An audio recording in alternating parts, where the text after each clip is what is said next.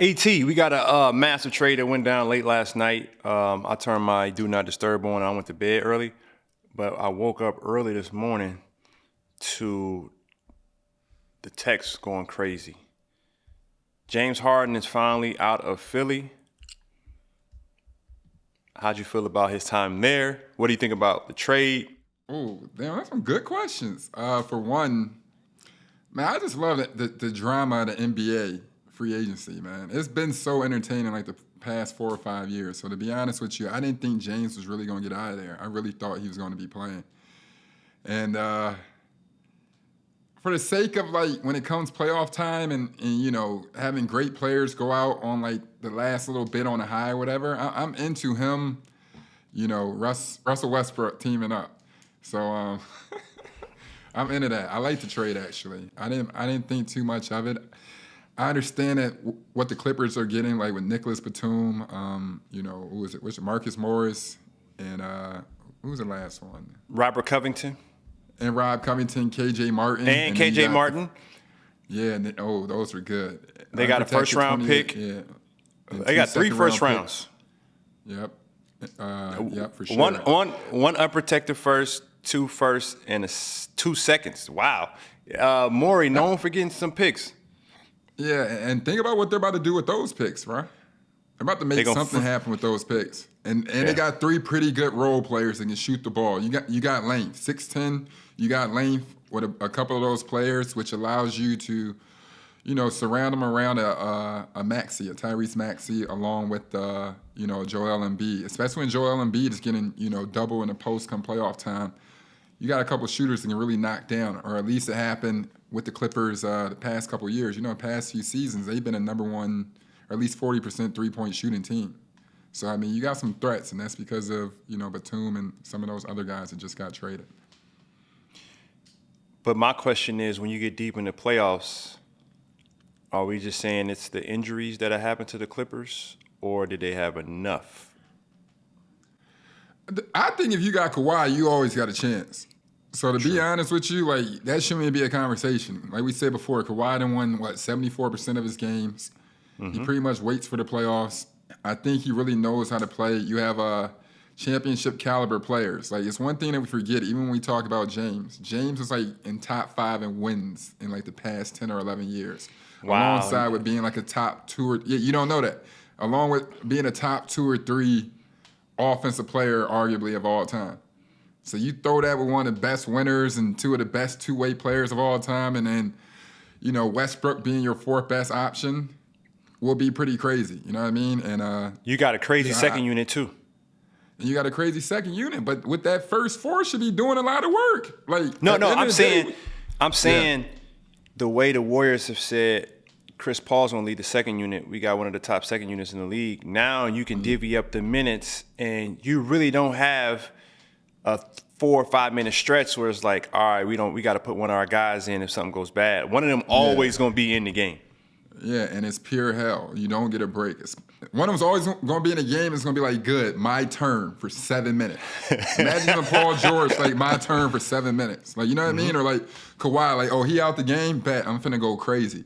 Like, that's about to be dumb. So it's been I think it's been a lot of fair trades, to be honest with you. And I kind of like this trade, especially when it comes down to people are like, well, what about the future? Like, bruh, it's so hard to win a championship, as you very well know. Like, if you damn near there, get you one and rest on your accomplishments, man. Fuck it. You know what I'm saying? Because as Steve Ballmer, he wants a championship more than anything. You know what I'm saying? And we kind of underplay what it means to be that closer, to be a contender, to be into play for that, you know?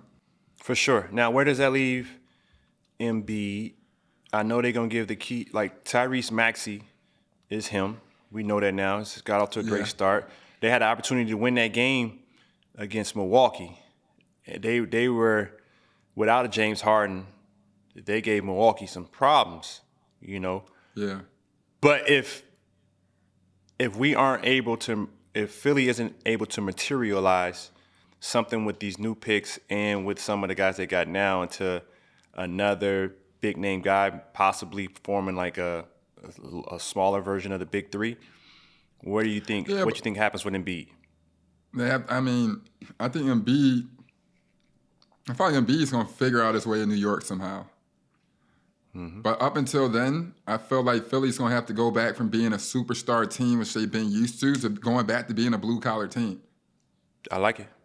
And at the end of the day, like protecting Embiid, because you have Pat Beverly over there as well, along with a couple other players, but their background is blue collar, and you got to let 2 stars be the stars, and you have to take it old school. It's no more of this pretty shit. And I think when it comes down to what they've been struggling with in the past couple of years, I feel like a different change of flow or a different matchup might help. You know what I'm saying? You can't outrun or try to outpace the Milwaukee Bucks or even the Celtics. You get into a shootout with them, good luck. You know what I'm saying? So I think you might need some people to be able to defend, move around, and make it more so a half-court game. Look at Philadelphia's coach, Nick Nurse. Right. I think he can figure out those ways to make.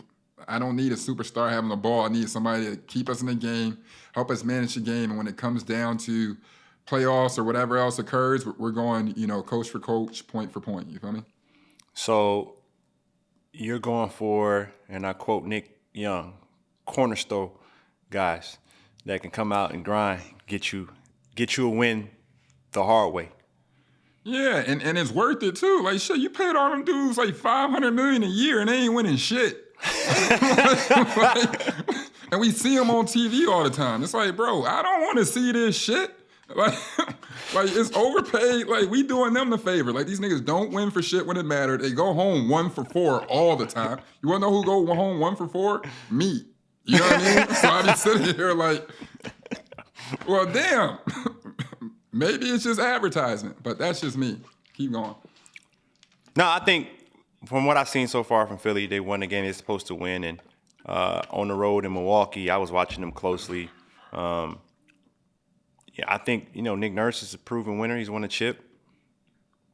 And so I think he'll maximize their potential. It may not be the Eastern Conference Finals. It may not be the finals, but I think he'll maximize it.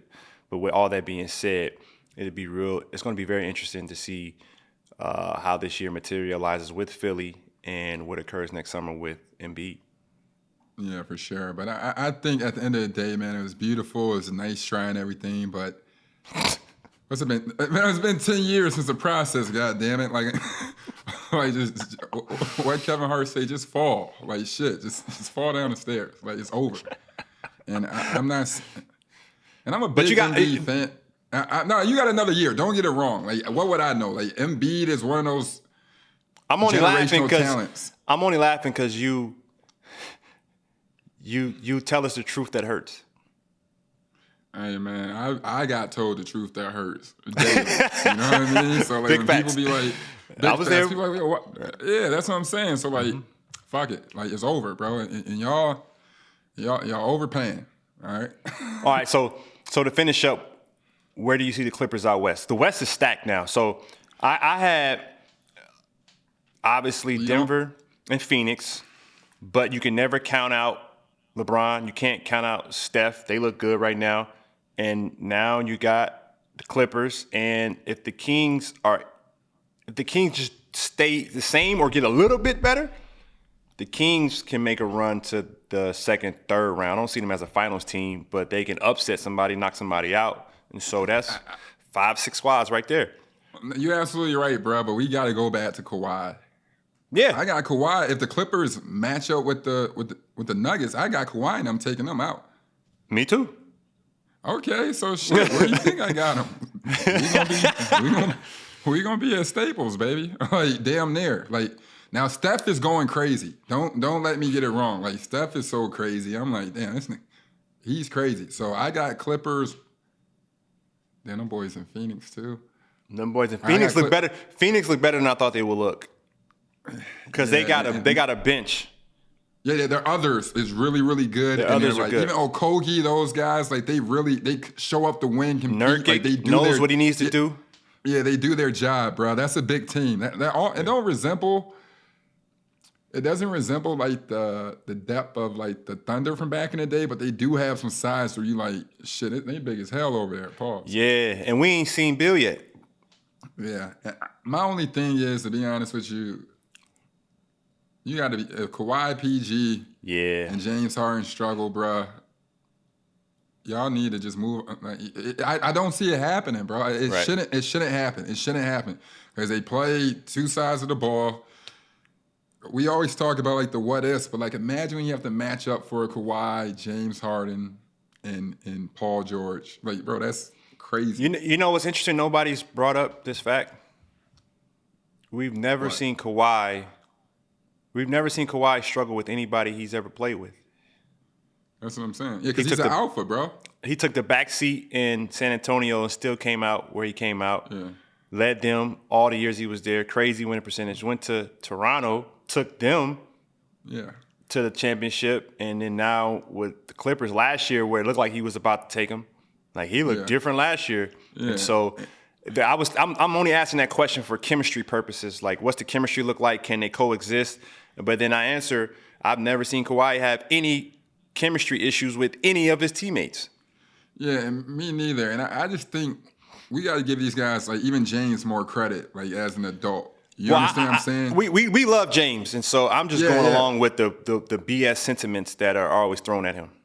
No, just give him more credit as an adult. I think guys really want to win. They're playing at the crib. They want to represent well. I think James is super great. He's in great shape. He's super grateful to be in that position. And at the same time, I mean, like, they'll figure it out. I think Paul George, I mean, he knows how to blend in and not take the back seat, but he's not the most argumentative individual. He'll blend in and mold well. And I think James, his swagger mixed with Kawhi shit, it'll make sense. They just got to make sure they stay healthy. And Russ is playing well under the radar, too. I think Russ is going to have a good year. That's what I'm saying, bro. Like, say if you went 4-guard lineup, bro. Like, Russ is tenacious enough. Like, Russ can turn into an actual, like, a Marcus Smart. If we love Marcus Smart and he got the handle rock or whatever, like, I'm just saying, like, with the numbers, like, the tenacity, the all-around stuff, like, we don't trip when Marcus Smart is 4 for 18 every night. You just give him $80 more million. Like, you know what I mean?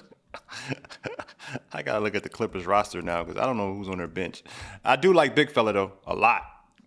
Who? Zubich? I like Zubac a lot. Yeah, he give everybody problems. No, bro, he's Jordan for real, bro. They just won't talk about it. Bones Highland is having a solid year to start. If he can be consistent within his role, they got a chance. You know, if he matures, they got a chance. I like Plumlee too. Yeah. Is Plumlee there? No, Plumlee's there. He'll do his job, man. You know what I mean? He gonna have to protect the rim. Shit, use all 6 fouls versus 80. Like, you know what I mean? All right, I got a question for you then. Last question. What it is? The main person in this trade conversations were Terrence Mann. Why do you think that has been like something that was holding it up? And how do you think he is now? You know, because you still got to do a lot with a little in terms of your participation within the flow of things offensively. Yeah.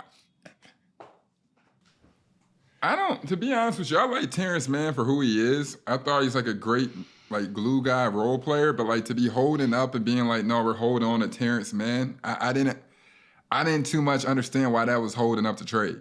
I think he'll be a great like top 7 player, especially with the Clippers. But like to go over, I didn't think he moved the nail as much as Batum and them. Not for nothing saying anything. I'm just saying like you have to like with certain dudes that haven't really OD showed much or show individual game or like kill because they're with stars. Like you got to be careful with that. Lastly, where are we going with superstar players and the perception around them when they quote unquote force their way out? And I don't know, have we had that conversation in terms of the understanding that what James said about Morey this past summer being fined for it? You know, how would you have handled that differently? And knowing, we all know the situation. We spoke about this on Gil's podcast. Like we're smart enough as businessmen. Players are becoming smarter and smarter, and we understand when to opt in, when to opt out. And we know, outside looking in, James opted in basically with a guarantee that was reneged. And do people understand what renege mean? Or do we have to define that? Yeah. What's the proper term for renege? The politically correct. Ass betting. So you basically like you say like, hey man, if you show up here on Tuesday, I'm gonna give you $5. Like, you know what I mean? It's basically like inviting you to a party with no females. That's basically it. Like, you know what I mean? How would you have handled this situation if you were James Harden? Looking back, knowing what we know now. Looking back, knowing what we knew now, I think James is a man of principality, so I can understand why. Like, I think James has a lot of money, so I'd be like, man, I'm not tripping. Like, this is my 8th time moving. Like, the relationship that I had with Daryl Morey, this is why I feel so different, bro. Daryl, like, that was his favorite person. Do you understand what I'm saying? Uh-huh. Even when James seemed dead in the water, Daryl went and got him, bro. Okay. Daryl threw him the bag. Like, do you understand what I'm saying?